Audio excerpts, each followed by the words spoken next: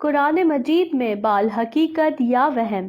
نبی اکرم صلی اللہ علیہ وسلم کے بال کی شناخت کا طریقہ۔ ناظرین، کرونا وائرس نے جس طرح پوری دنیا کو اپنی لپیٹ میں لے رکھا ہے، اس سے ہر شخص پریشان ہے۔ شاید اسی پریشانی کے پیش نظر آج کل سوشل میڈیا پر یہ خبر بھی بہت تیزی سے وائرل ہو رہی ہے کہ قرآن مجید میں سے بال برآمد ہو رہا ہے، جسے کرونا وائرس سے بچنے کا ذریعہ قرار دیا جا رہا ہے۔ اس بال کو رسول پاک سے منسوب کیا جا رہا ہے اور قرآن مجید سے بال ہر گھر میں موجود قرآن پاک سے نکل رہے ہیں۔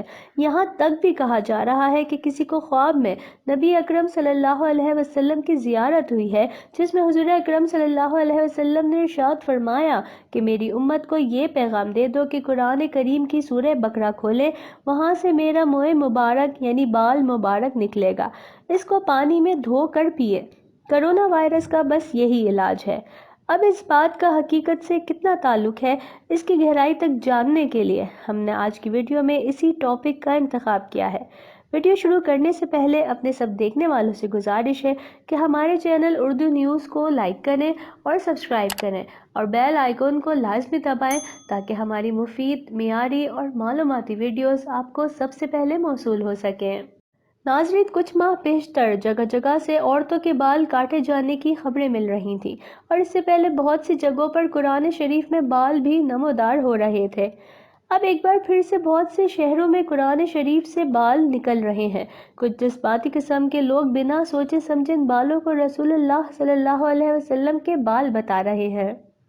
علماء اکرام کے نزدیک ان نامعلوم بالوں کو بنا سوچے سمجھے رسول اللہ صلی اللہ علیہ وسلم کے مبارک بالوں سے جوڑ دینا اور بنا کسی ثبوت شرعی کے آپ صلی اللہ علیہ وسلم کے بال قرار دینا نہ صرف جہالت اور دین کو بدنام کرنے کی سازش ہے، بلکہ آپ صلی اللہ علیہ وسلم کے مبارک بالوں کی توہین بھی ہے، جو کسی مومن کا کام ہرگز نہیں ہو سکتا۔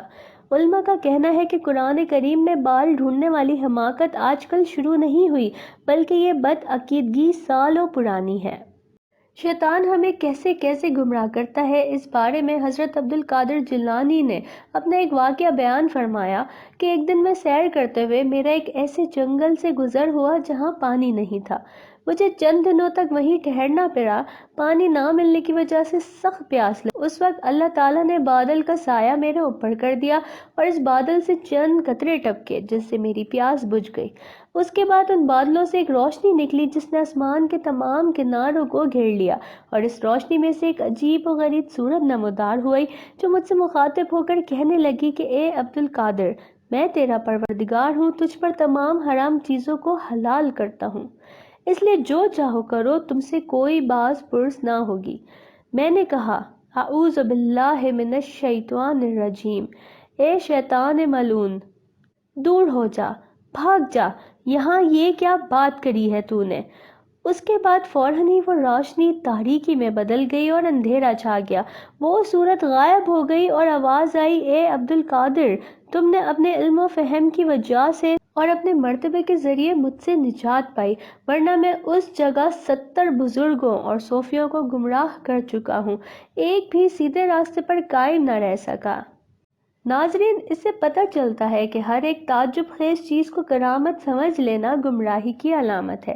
دجال کے کرشمے تو بڑے حیرت انگیز ہوں گے، وہ تو مردوں کو زندہ کرنے کا کرشمہ بھی دکھائے گا، اس کے ساتھ اس کی جنت اور دوزخ بھی ہوگی، جو اس کو مانے گا اس کو وہ جنت میں اور نہ ماننے والوں کو دوزخ میں ڈالے گا۔ سخت قحط سالی کے زمانے میں جب کسی کے پاس غلہ نہ ہوگا، اس وقت جو اس کو مانے گا وہ اسے دے گا، وہ بارش برسائے گا، غلہ پیدا کرے گا، زمین میں مدفون خزانے اس کے تابع ہو جائیں گے۔ ایسے حالات میں آج کل کے بال پرست اور ضعیف العقیدہ لوگ جو صرف ایک بال پر اپنا اعتقاد کھو رہے ہیں، اپنا ایمان اس وقت وہ کیسے محفوظ رکھ سکیں گے؟ قرآن مجید میں سے بال نکلنے کے معاملے کی حقیقت کو اگر سائنسی نقطہ نظر سے دیکھیں تو جسمانی سائنس کے مطابق ہر 48 منٹ کے بعد آپ کے سر یا داڑھی میں سے ایک سب سے کمزور بال گر جاتا ہے۔ سورہ بقرہ قرآن کریم کی سب سے بڑی سورت ہے۔ الحمد سے شروع کر کے سورہ بقرہ کے آخر تک مکمل دھیان سے بال تراش کرنے کے لیے دیکھتے دیکھتے آپ کو کم از کم 2-3 بال تو مل ہی جائیں گے۔ لہٰذا قرآن پاک سے بال تلاش کرنے کے بجائے اگر احکام قرآن پر عمل کیا جائے تو یقیناً کرونا وائرس کیا دنیا کا کوئی بھی وائرس مومن کا کچھ نہیں بگاڑ سکے گا۔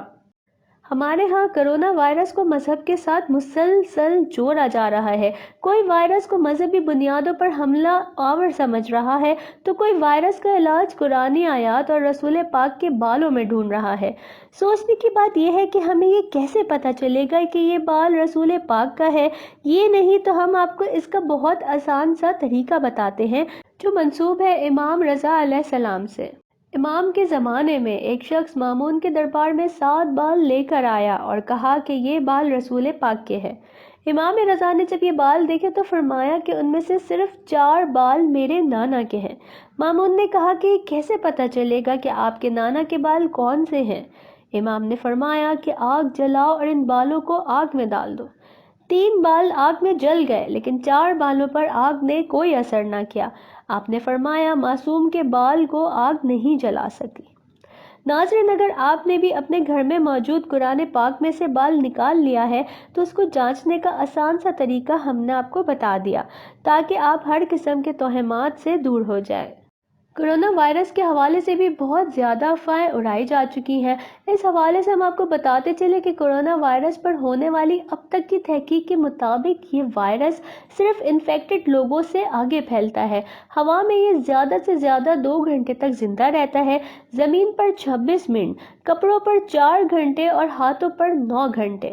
اگر آپ کے علاقے جگہ پر کوئی کرونا وائرس کا مریض نہیں ہے تو آپ کو بھی کسی قسم کا کوئی خطرہ نہیں، کیونکہ کرونا وائرس کی آگے منتقلی کے لیے کسی مریض کا وہاں ہونا لازم ہے۔ اللہ تعالیٰ سے ہماری دعا ہے کہ ہمارے عقیدوں کی حفاظت فرمائے، ہر قسم کے توہمات سے ہمیں محفوظ رکھے۔ ویڈیو کو آگے بھی لازمی شیئر کریں تاکہ ہمارے ضعیف العقیدہ مسلمان ان توہمات سے بچ جائے اور اپنے ایمان کی حفاظت کر سکے۔ اجازت دیجیے، دیکھتے رہیے اردو نیوز چینل۔